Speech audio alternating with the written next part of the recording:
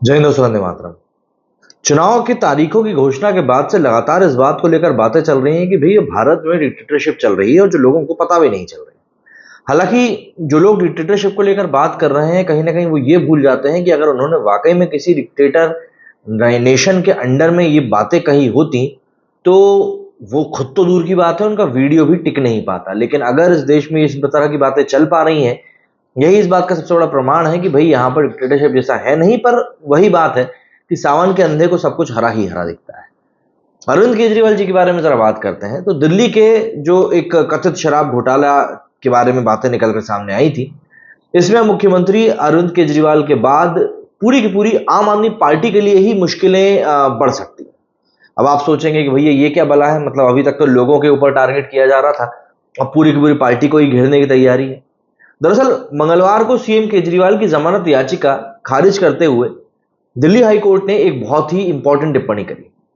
High court ने इस बात को क्लियर कर दिया है कि जो पॉलिटिकल पार्टीज मनी लॉन्ड्रिंग की कानूनी धारा 70 के दायरे में आती हैं, इससे अब कथित शराब घोटाले में आम आदमी पार्टी को भी आरोपी बनाया जा सकता है। इसके लिए रास्ता क्लियर हो गया है। अदालत ने कहा कि जो कथित शराब घोटाले मामले में prevention of money laundering act मतलब कि पीएमएलए की धारा 70 भी लागू होती है। धारा 70 किसी कंपनी की ओर से किए गए अपराधों के लिए सजा का प्रावधान करती है। सिर्फ इतना ही नहीं, कोर्ट के आदेश से यह भी साफ हो गया कि राजनीतिक पार्टियां धारा 70 के अंडर आती हैं। माना जा रहा है कि अब ईडी इस पूरे मामले में आम आदमी पार्टी को भी आरोपी बना सकती है, और यह अगर होता है तो यह अपने आप में का एक पहला मामला होगा जब किसी पूरी की पूरी पार्टी को ही आरोपी बनाया जाएगा। इससे पहले पिछले हफ्ते ईडी ने हाईकोर्ट में कहा था कि आम आदमी पार्टी ने अरविंद केजरीवाल के जरिए मनी लॉन्ड्रिंग करी है, जो कि पीएमएलए की धारा 70 के तहत अपराध के दायरे में आती है। हाईकोर्ट की इसी एक टिप्पणी के बाद में माना जा रहा है कि बाकी राजनीतिक पार्टियों की टेंशन अब बढ़ सकती है। वो इसलिए क्योंकि कई विपक्षी नेता ईडी के रडार पर हैं और उन पर मनी लॉन्ड्रिंग की जांच चल रही है। इस कारण अब ईडी को अगर लगता है कि तो पीएमएलए की धारा 70 के तहत किसी भी राजनीतिक पार्टी को वो आरोपी बना सकती है। और अब तक आपके दिमाग में ये सवाल आ गया होगा कि यार आखिर ये धारा 70, भाई 370 तो सबने सुनी है तो ये धारा 70 आखिर क्या है? तो मैं आपको बता दूं कि पीएमएलए की धारा 70 कंपनियों की ओर से की जाने वाली मनी लॉन्ड्रिंग की जांच के लिए लगाई जाती है। इसमें कहा गया है कि जब कोई कंपनी मनी लॉन्ड्रिंग करती है तो हर एक व्यक्ति जो अपराध के समय उस कंपनी का प्रभारी या जिम्मेदार था, उसे भी दोषी माना जाएगा और उसके खिलाफ भी उसी तरीके से कार्रवाई की जाएगी। मतलब यहां पर कंपनी से हो गया group of people governing that company, मतलब उन सबके ऊपर उंगली उठेगी। हालांकि इस धारा में यह भी प्रावधान है कि किसी व्यक्ति पर मुकदमा तब तक नहीं चलाया जाएगा जब वो ये साबित कर सके कि मनी लॉन्ड्रिंग उसकी जानकारी के बगैर हुई थी या उसने इसे रोकने की भरसक कोशिश भी करी थी। इस धारा में एक अपवाद भी जोड़ा गया है। इसके मुताबिक कंपनी एक अलग लीगल एंटिटी है, लिहाजा उसके कर्मचारी या उसे चलाने वाले व्यक्तियों के खिलाफ इंडिपेंडेंट रूप से भी मुकदमा चलाया जा सकता है। मतलब बेसिक सी बात यह है कि साम दाम दंड भेद आपके काम शायद कुछ भी नहीं आ पाएगा। अब इस मामले में कैसे है धारा 70 ये भी जान लेना जरूरी हो जाता है।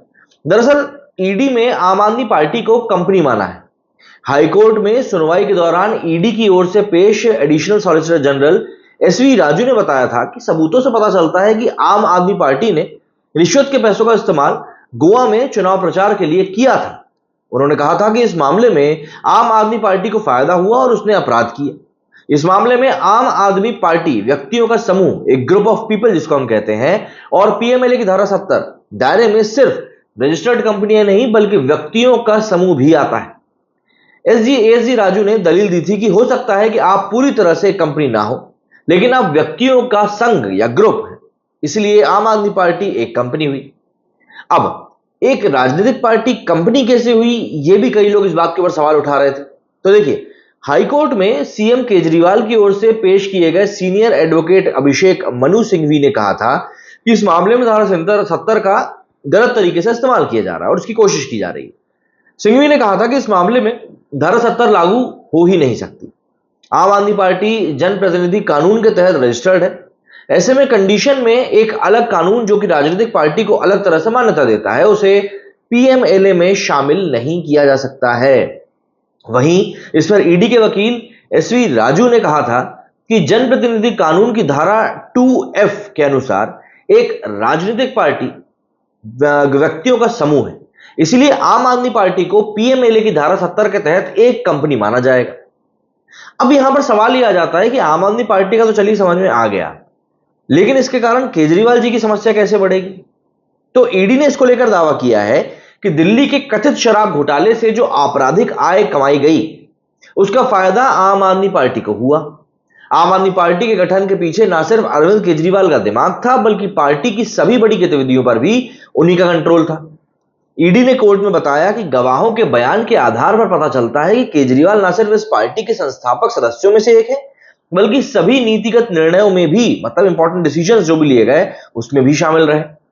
जांच एजेंसी का यह भी कहना है कि आम आदमी पार्टी ने अरविंद केजरीवाल के जरिए मनी लॉन्ड्रिंग का अपराध किया है, जो कि धारा 70 के अंडर आता है।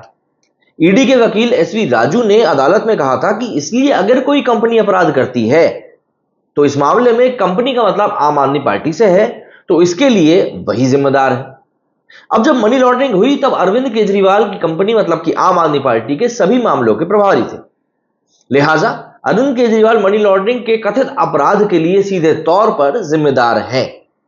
एसवी राजू ने दलील यह भी दी कि इस मामले में उनकी भूमिका की बजाय इस बात पर ध्यान देने की ज्यादा जरूरत है कि वो पार्टी के मामलों के लिए रिस्पॉन्सिबल थे।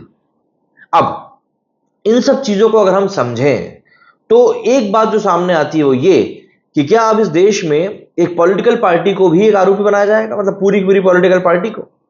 क्योंकि पिछले साल अक्टूबर में ईडी ने सुप्रीम कोर्ट में साफ साफ बोल दिया था कि कथित शराब घोटाले में आम आदमी पार्टी को भी आरोपी बनाए जाने पर विचार किया जा रहा है, और तब से ही इसको लेकर हलचल मची हुई थी।